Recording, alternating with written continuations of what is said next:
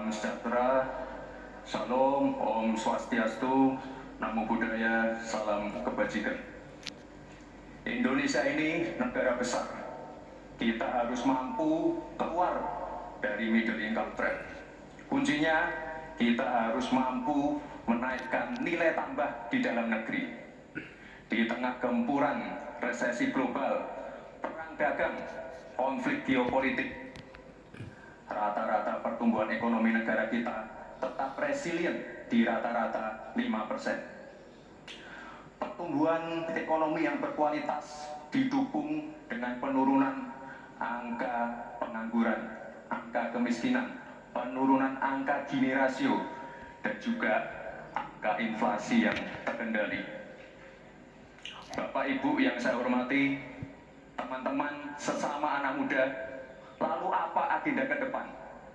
Kita akan lanjutkan hilirisasi, bukan hanya hilirisasi tambang saja, tapi juga hilirisasi pertanian, hilirisasi perikanan, hilirisasi digital, dan lain-lain. Kita lanjutkan juga pemerataan pembangunan yang tidak lagi Jawa sentris. Kita genjot terus ekonomi kreatif dan juga UMKM. Kita punya 64 juta UMKM yang menyumbangkan 61% untuk PDB kita. Jika 4 langkah tadi bisa kita penuhi, insya Allah akan terbuka 19 juta lapangan pekerjaan. Pemerataan pembangunan itu wajib. Sekarang investasi yang ada di luar Jawa sudah ada 53%. Pembangunan IKN yang berkelanjutan ini akan membuka titik pertumbuhan ekonomi baru, akan membuka akses dan juga konektivitas, sekaligus membuka lapangan kerja. IKN ini bukan hanya saja membangun bangunan pemerintahan, tapi juga sebagai simbol pemerataan pembangunan di Indonesia, dan juga sebagai simbol transformasi pembangunan Indonesia. Bapak dan Ibu yang saya hormati, saya juga berkeyakinan suatu saat nanti Indonesia akan menjadi raja energi hijau dunia dengan terus mengembangkan biodiesel, bioaftur dari sawit, bioetanol dari tebu, sekaligus kemandirian gula. Untuk menuju Indonesia emas dibutuhkan generasi emas. Kita harus mampu merubah future challenge menjadi future opportunity. Kita harus punya future talents yang dilengkapi dengan future skills. Untuk itu, hilirisasi digital akan kami genjot. Kita akan siapkan anak-anak muda yang ahli artificial intelligence, anak-anak muda yang ahli blockchain, anak-anak muda yang ahli robotik, anak-anak muda yang ahli perbankan syariah, anak-anak muda yang ahli kripto. Bapak dan Ibu yang saya hormati, narasi besarnya di sini adalah keberlanjutan, percepatan, dan penyempurnaan. Terima kasih. Wassalamualaikum warahmatullahi wabarakatuh. Selamat Hari Ibu. Selamat untuk kaum perempuan hebat di Indonesia.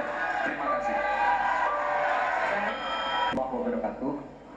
Mari kita bersujud semuanya, saudara-saudara seluruh Indonesia, kepada Ibu kita dalam rangka mengucapkan selamat Hari Ibu 22 Desember 2023 ini. Dan sesudah ini kita lanjutkan pengabdian kita kepada Ibu Pertiwi. Ada yang bertanya kepada kami, mungkin tidak Anda mentargetkan mendapat pertumbuhan ekonomi 7% di dalam 1 tahun, karena di dalam sejarah reformasi tidak pernah sampai tumbuh sebanyak 7%. Dulu hanya itu dicapai pada tahun 89 sampai 91 di era Orde Baru. Lalu pertanyaan itu saya sampaikan kepada beberapa orang ahli, lalu mereka mengatakan hanya karena kebodohan kebodohan kita. Kita ini tidak bisa menaikkan pertumbuhan ekonomi menjadi 7% karena kita ini kaya raya dengan sumber daya alam dan sumber daya manusia yang hebat. Masalahnya apa? Masalahnya banyak korupsi dan inefisiensi di sektor-sektor pertumbuhan ekonomi, yaitu di sektor konsumsi, belanja pemerintah, ekspor impor, dan investasi. Jadi dengan demikian karena banyak korupsi, dan itu memang betul terjadi.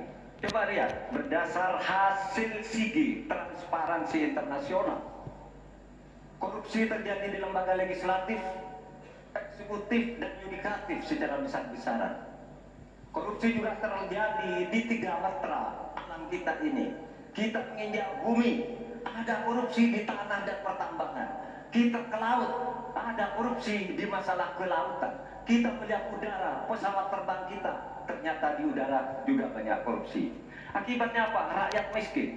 Saya ketemu dengan seorang bernama Teddy dan Joni di Padang. Seorang atau 2 orang pegawai angkutan perusahaan truk menyatakan tidak pernah bisa mendapat subsidi minyak yang disediakan oleh negara karena tidak pernah sampai di korupsi. Saya juga ketemu dengan seorang seribulan anak kecil di Parongpong, Bandung Barat. Dia mengajak saya main layang-layang. Katanya, "Bapak, saya ingin terbang seperti layang-layang meraih kita, tapi saya tidak dapat." Kemudian saya ingat pulau saya Madura. Di Madura itu kaya dengan gas alam, tetapi sampai sekarang tidak pernah dioptimalkan untuk dimanfaatkan. Maka kuncinya adalah bagaimana kita memberantas korupsi. Lalu ada yang tanya kepada saya, "Bapak, kalau Bapak jadi wakil presiden orang takut ditangkap." Saya panggil para ekonom dan para pelaku usaha, "Betul Anda takut kepada saya kalau saya wapres?" "Tidak, Bapak. Justru kami perlu seorang penegak hukum seperti Bapak. Kenapa? Kami kalau mau investasi di Indonesia ini diperas. Mau berusaha ini diperas. Kalau kami bayar padahal diperas, lalu ketahuan kami ditangkap katanya kami menyuap. Itulah Indonesia ini pada saat ini. Oleh sebab itu, saudara sekalian, kita harus lawan korupsi. Menembak istilah anak muda, "Hai koruptor, kutegak kau. Hai wir, mundur Pak wir. Nah korupsi setara." Saudara sekalian, ini semua dalam rangka agar terjadi pemerataan seperti ketentuan pasal 3 Undang-Undang Dasar. Di Al-Quran disebut kaila yakuna dulatan bainal a'yam. Jangan biarkan kekayaan itu hanya berada di antara orang kaya. Waktu Bapak Sukses. Baik, terima kasih Pak Mahfud. Assalamualaikum warahmatullahi wabarakatuh. Selamat malam, salam sejahtera untuk kita semua. Harusnya saya bicara pada debat yang pertama,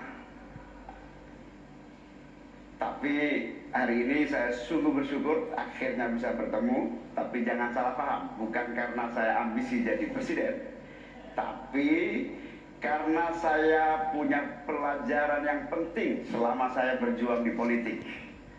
Apa itu? Saya menyaksikan dan menjadi bagian dari adanya pemerintah yang memiliki kewenangan mutlak, terutama pimpinan tertinggi, untuk bisa menghadirkan keadilan dan kemakmuran rakyat. Inilah yang disebut sebagai selepet menjadi bagian dari kewenangan untuk menghadirkan kemakmuran dan keadilan.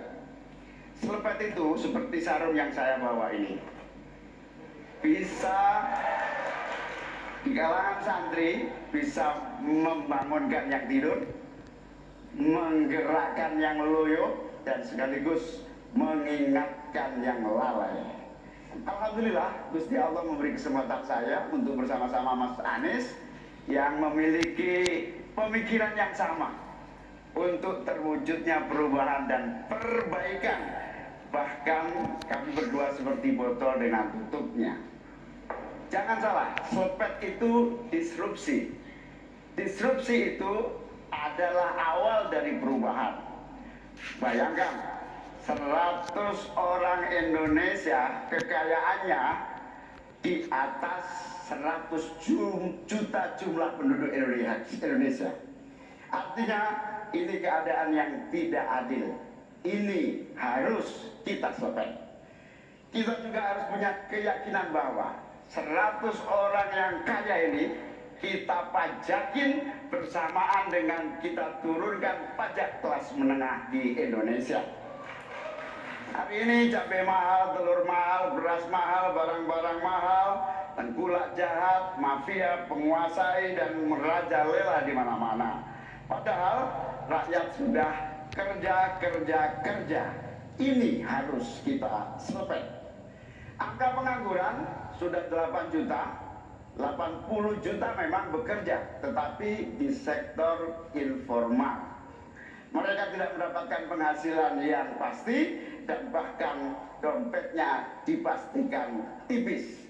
Ini yang harus kita selesaikan. Amin menginginkan bansos yang memang menjadi kewajiban negara ini diteruskan dan bahkan harus ditingkatkan, sehingga kita ingin bansos plus yang semakin membawa rakyat kita memiliki kemampuan daya beli yang mendongkrak ekonomi masyarakat kita. Insya Allah, Amin akan memastikan 5% anggaran dari APBN atau sekitar 150 triliun kita khususkan untuk kamu kaum muda Indonesia. Kamu yang memiliki energi besar untuk menjadi bagian terdepan bagi kemajuan bangsa kita. Salah satunya adalah kamu, kredit usaha anak muda yang diberi kesempatan untuk mengakses sebanyak-banyaknya menjadi pelaku ekonomi yang baik. Kita akan hadirkan bagaimana agar desa-desa tumbuh berkembang. Insya Allah 5 miliar per desa akan kita wujudkan tiap tahun bagi pembangunan nasional kita. Kita juga akan siapkan seluruh bantuan-bantuan yang memungkinkan tumbuh menjadi maju. Waktunya. Mohon maaf waktu Anda habis, Bapak.